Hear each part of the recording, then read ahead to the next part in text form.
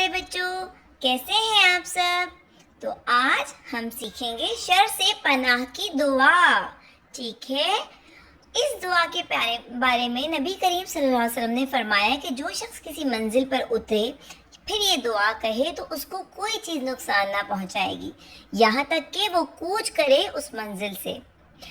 حضرت ابو ہریرہ رضی اللہ تعالیٰ عنہ سے روایت ہے کہ ایک شخص آیا رسول اللہ صلی اللہ علیہ وسلم کے پاس اور بولا، یا رسول اللہ، مجھے بڑی تکلیف پہنچی اس بچھو سے جس نے کل رات کو مجھے کاٹا۔ آپ صلی اللہ علیہ وسلم نے فرمایا، اگر تو شام کو یہ دعا کہہ لیتا تو تجھے ضرر نہ کرتا، نہ کاٹتا تو نہ تکلیف ہوتی۔ تو بچوں، اس دعا کی کتنی فضیلت ہے، آئیے اب ہم یہ دعا سیکھتے ہیں، ٹھیک ہے؟ بسم اللہ الرحمن الرحیم۔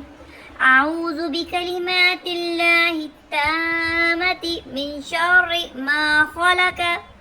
ایک مرتبہ پھر میرے ساتھ مل کر دہرائیے، اعوذ بکلمات اللہ التامۃ من شر ما خلق۔ ایک مرتبہ پھر دہراتے ہیں، اعوذ بکلمات اللہ التامۃ من شر ما خلق۔ ترجمہ، میں اللہ تعالیٰ کے کامل کلمات کے ساتھ اس کی مخلوق کے شر سے پناہ میں آتا ہوں۔ تو پیارے بچوں، اب آپ نے کیا کرنا ہے، اس کو بار بار سننا ہے تاکہ آپ کو یہ دعا یاد ہو جائے، اور پھر یاد کر کے ہمیں ضرور بتائیے گا۔ تب تک کے لیے اللہ حافظ۔ Like, subscribe and share.